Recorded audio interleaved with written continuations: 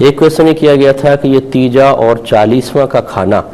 کیا ہر شخص کھا سکتا ہے کیا، یا پھر یہ مخصوص افراد کا حق ہوتا ہے اور ہر شخص کھائے تو اس کے لیے یہ مضر ہوتا ہے اخروی لحاظ سے اور روحانی اعتبار سے؟ دیکھیں، مسئلہ یہ ہے کہ پہلے تو یہ سمجھ لیں کہ تیجا اور 40واں ہے کیا۔ تیسرے دن میت کے ایصال ثواب کے لیے جو نیک اعمال کا اہتمام کیا جاتا ہے اسے عرف عام میں تیجا کہہ دیتے ہیں۔ پھر 10ویں روز یا 20ویں روز یا 40ویں روز جو ہوتا ہے اسی ترتیب سے 10واں 20واں 40واں کہلاتا ہے۔ سال کے آخر میں اگر کسی بزرگ کے ایصال ثواب کا اہتمام کیا جائے، اس کے لیے مجلس محفل ہو تو اس کو عرس کا نام دے دیتے ہیں، اور عام شخص کے لیے ہو تو اس کو برسی کہا جاتا ہے۔ تو یہ دراصل ایصال ثواب کا اہتمام کیا جاتا ہے، اس اعتبار سے ان دنوں کے نام ہو گئے ہیں، اور کسی کا بھی یہ کانسیپٹ نہیں ہوتا، نہ ہونا چاہیے کہ تیسرے دن ہی ایصال ثواب ہو سکتا ہے، اس کے علاوہ نہیں۔ اگر کوئی اس کو لازم و ملزوم سمجھے، کیونکہ یہ مستحب ہے، کوئی لازم ملزوم نہیں ہے، مطلب فرض یا واجب نہیں ہے، تو اگر کوئی اس کو فرض یا واجب کا درجہ دے کہ ضرور ہی کرنا ہے، یہ بھی غلط۔ اور اگر کوئی کہے کہ تیسرے دن ہی کرنا ہے یا 10ویں روز آگے پیچھے نہیں ہو سکتا، یہ بھی غلط۔ اگر کوئی صرف لوگوں کی سہولت اور آسانی کے لیے دن مقرر کر کے اس میں ایصال ثواب کا اہتمام کرے تو شریعت اس کو منع نہیں کرتی ہے۔ جیسے ہماری مساجد میں جماعت کے اوقات ہم لوگوں کی آسانی کے لیے ہی مخصوص کرتے ہیں۔ مارکیٹ کی مسجد میں پوری مارکیٹ کے نمازیوں کا خیال کر کے ٹائم سیٹ کیا جاتا ہے، اور محلے کی مسجد میں اسی طرح اہل محلہ کی سہولت کا لحاظ کرتے ہیں۔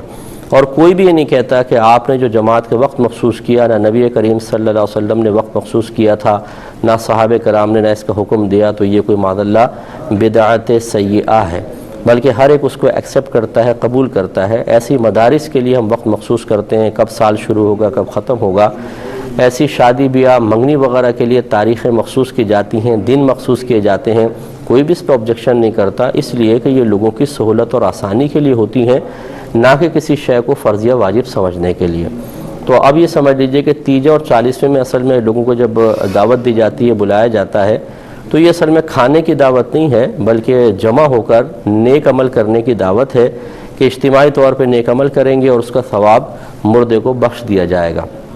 اب وہ نیک عمل مختلف ہوتے ہیں، کہیں کلمہ پاک پڑھا جاتا ہے، کہیں درود پاک، کہیں قرآن پڑھا جاتا ہے، اور پھر اجتماعی طور پر ایصال ثواب کا اہتمام ہوتا ہے۔ اس کے بعد پھر ایک ہمارے ہاں یہ عرف بھی رائج ہو چکا ہے کہ کچھ کھانے وغیرہ کا اہتمام، کیونکہ لوگ صبح آتے ہیں، جیسے 10-11 بجے آئے تو اب 3-4 بجے تک یہ اہتمام ایصال ثواب کا چلتا رہتا ہے، تو پھر ان کی آسانی اور سہولت کے لیے کھانے وغیرہ کا بھی اہتمام ہو جاتا ہے، جسے کوئی بھی فرض یا واجب سمجھ کر نہیں کرتا، اور کرتا ہے تو غلط کرتا ہے۔ یعنی فرض یا واجب نہ سمجھیں، ایک مستحب ہے، مہمان آتے ہیں گھر میں ان کو کھلا دیا جائے۔ تو یہ ہے تیجا، 40واں 10واں 20واں یا برسی۔ اب یہ کھانا ایک کے لیے کھانا جائز ہے یا نہیں، اس میں اصول یہ ہوتا ہے کہ اگر میزبان اس بات کا صراحتاً اعلان کر دے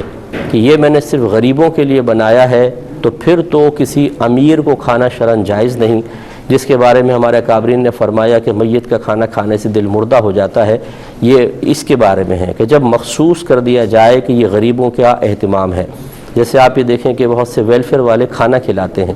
اور وہ ان کا مقصود یہ ہوتا ہے کہ غریب لوگ جو ہیں وہ آ کے کھانا کھائیں۔ وہاں اگر کوئی امیر بیٹھ کر جو صاحب ثروت ہے یا غنی ہے یا غیر محتاج اگر کھانا کھائے گا، تو وہ چونکہ غریب کا حق کھا رہا ہے، اور غریب کا حق کھانے کی وجہ سے لازم بات ہے کہ قلب پہ اثر پڑے گا، اس لیے دل مردہ ہونے کے بارے میں کہا گیا۔ لیکن ہمارے ہاں جو یہ تیجا، 40واں 10واں 20واں برسی یا عرس ہوتا ہے، اس میں کہیں بھی غریب کی تخصیص نہیں ہے۔ اب یہ عرف بدل چکا ہے، برادری کے لوگ آتے ہیں، خاندان کے لوگ آتے ہیں، اہل محلہ آتے ہیں، اور بلا تفریق سب کے لیے کھانے کا اہتمام کیا جاتا ہے۔ لہٰذا اس کھانے کو کھا کر کوئی دل مردہ نہیں ہوگا، کیونکہ یہاں عرف اس بات کی دلیل ہے کہ یہ کھانا ہر ایک کے لیے بنایا جاتا ہے، اس لیے اس کو کھانے میں شرعاً کوئی حرج نہیں ہے۔